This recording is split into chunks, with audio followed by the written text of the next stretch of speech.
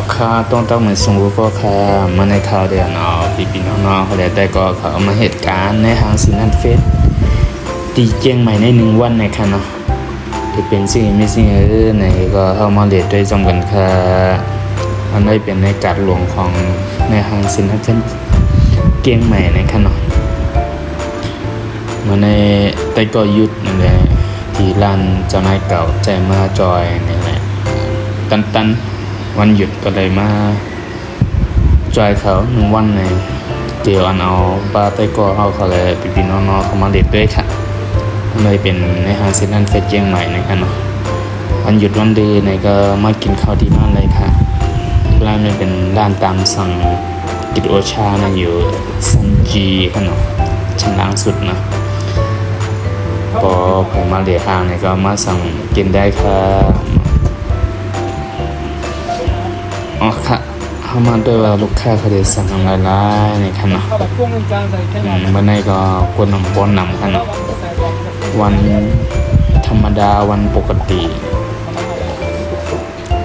วันนั้นกวนนำได้จะเป็นวันศุกร์เสาร์อาทิตย์จังไงเนาะวันหยุดวันนักขัตฤกษ์ในลูกค้านำแขกเนาะ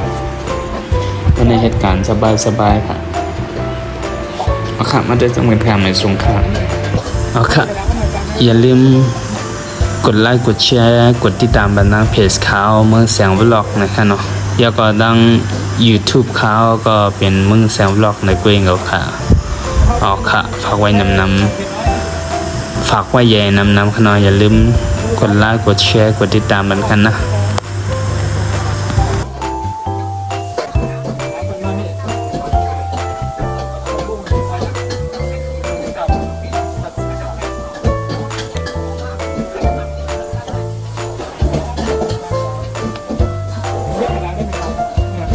ออกคำอันนี้มากันที่ห้างเซ็นทรัลเฟสในเวียนเขาตอนเจ้าได้ผัดอาหารในคันผัดข้าวผักเฮ็ดข้าวผักปันแขกปันลูกค้าเจนมาสั่งกินนั่นขนาดเนาะมีดังกะเพรามีดังผัดฉ่ามีดังต้มยำต้มข่าค่ะเนาะมีหลายอย่างนี่เป็นอาหารตามสั่งนั้นขนาดนะแต่ว่ามันเป็นอาหารตามใจค่ะนะอ๋อค่ะเพอมาเลดีห้างเซ็นทรัลเฟสเชียงใหม่เนี่ยก็มาสั่งกินเลยค่ะ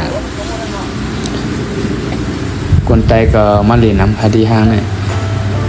คนเหตุการณ์ก็คนไทยนำนะค่ะที่ห้างเซ็นทรัลเฟสในค่ะนะ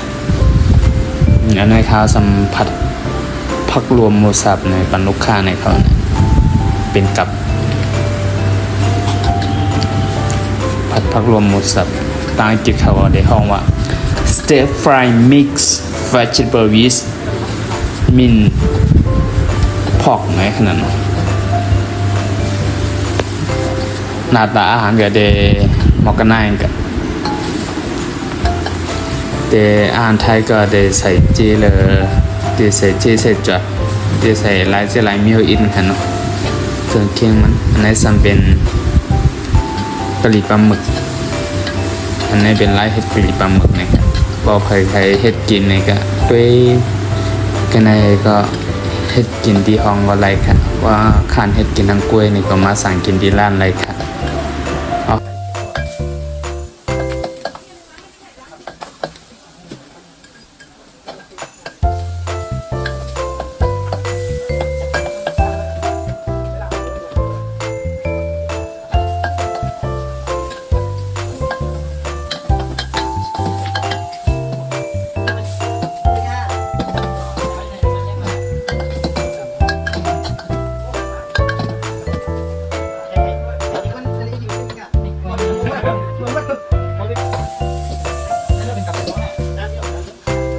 อ๋อค่ะอันนี้เราขามาด้วย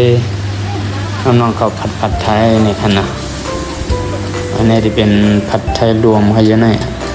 ใส่ทั้งทะเลใส่ทั้งกุ้งปลาหมึกแล้วก็หมูนั่นขนาดไก่ได้เรียบใส่กันนะน้องเขาผัด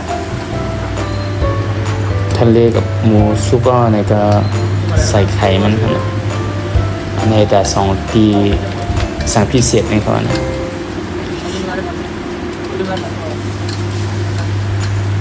สุกก็แล้วก็ทะเลไข่สุกก็แล้วก็ใส่เส้นผัดไทยขนาดเนาะ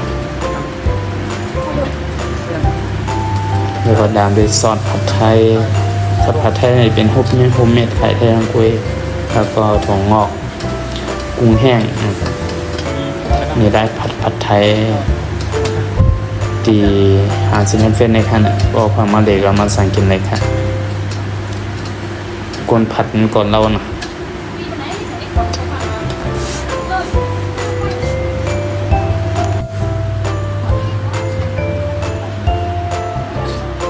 ไม่เป็นพี่น้องดังย่านเขาผัดในซ้ำข้าวซ้ำสั่งผัดไทยทะเลค่ะทะเลก็จะมีกุ้งแห้ปลาหมึกแห้กันเนาะ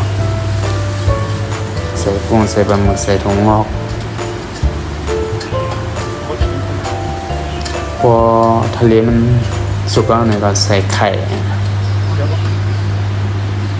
อร่อยครับเลยกินเนื้อเนี่ยก็มาสั่งกินด้วยเนี่ยจ่องรสชาติต่างอร่อยมันความหวานมันเหมือนเก่าฮ่าๆนะครับ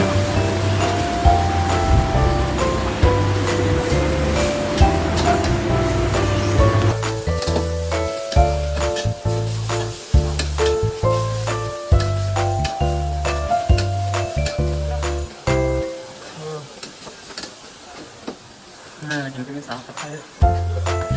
ใส่สิพันใส่สิพันเป็นใส่เลยโอเค thank you